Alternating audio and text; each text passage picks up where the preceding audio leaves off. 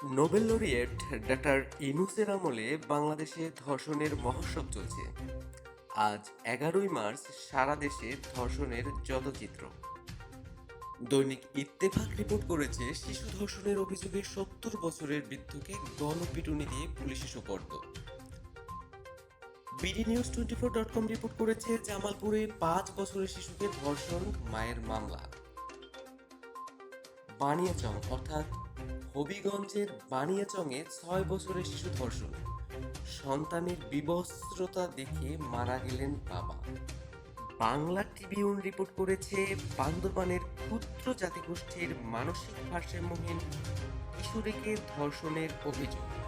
The daily campus report করেছে, কৌশলে ধর্ষণের ভিডিও ধারণ, ব্ল্যাকমেল করে বারবার ধর্ষণ, যুবক গ্রেপ্তার। দ্য ডেইলি ক্যাম্পাস আরও একটি রিপোর্ট করেছে, চকলেটের প্রলোভনে 9 বছরের শিশুকে ধর্ষণ, সত্তরোর্ধ্ব বৃদ্ধাকে পিটুনি। দ্য ডেইলি ক্যাম্পাস অন্য একটি রিপোর্টে বলেছেন, ছেলের পর বাবা ধর্ষণ করেন কিশোরীকে, গ্রেপ্তার 1। দ্য ডেইলি ক্যাম্পাস অন্য একটি রিপোর্টে বলেছেন, বিয়ের প্রলোভনে সহপাঠীকে ধর্ষণের অভিযোগ। দৈনিক সমকাল রিপোর্ট করেছে, 5 বছরের শিশুকে ধর্ষণের চেষ্টা। দ্য ঢাকা ট্রিবিউন একটি রিপোর্ট করেছেন, সাভারে মাদ্রাসা ছাত্রীকে ধর্ষণের অভিযোগে তরুণের বিরুদ্ধে মামলা। সমকাল আরও একটি রিপোর্ট করেছেন, জরুরি দরকারে ডেকে যুবককে বলাৎকার। সিলেট টিভি নিউজ 24.com একটি রিপোর্ট করেছেন, সিলেটের টিলায় নিয়ে নারীকে ধর্ষণ, গ্রেপ্তার 2। বাংলা ট্রিবিউন অন্য একটি রিপোর্টে বলেছেন, আশুলিয়ায় 8 বছরের শিশুকে ধর্ষণের অভিযোগ। জনকণ্ঠ একটি রিপোর্ট করেছে, গৃহবধূকে তুলে নিয়ে দলবদ্ধ ধর্ষণ, নূর ইসলাম গ্রেপ্তার।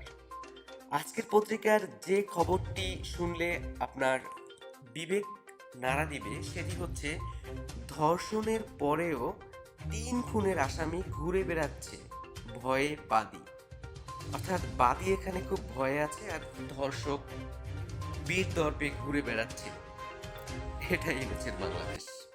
সময় টিভি একটি নিউজ করেছে, নামাজ পড়ে ঘরে ফিরে স্বামী দেখলেন স্ত্রীর রক্তাক্ত মরদেহ। সমকাল আরও একটি রিপোর্ট করেছে, বগুড়ায় বাবা ছেলে মিলে স্কুল ছাত্রীকে ধর্ষণের অভিযোগ। বাহ ইনুজ, চমৎকার ধর্ষকদের পাহারাদার। আমাদের শিশুরা ধর্ষণের সংবাদ আর নিতে পারছে না। প্রতিদিনের খবর আমাদের হতবাক করছে, শিশুদের মানসিকতায় ভয়াবহ প্রভাব ফেলছে। আমরা অভিভাবকরা চরম দুশ্চিন্তায় আর আতঙ্কে দিন কাটাচ্ছি। এই সমাজে আমাদের সন্তানরা ঠিক কতটা নিরাপদ আর কতকাল সহ্য করব? বিচারহীনতার সংস্কৃতি ভেঙে নিরাপদ ভবিষ্যতের জন্য আমাদের এখনই সোচ্চার হতে হবে।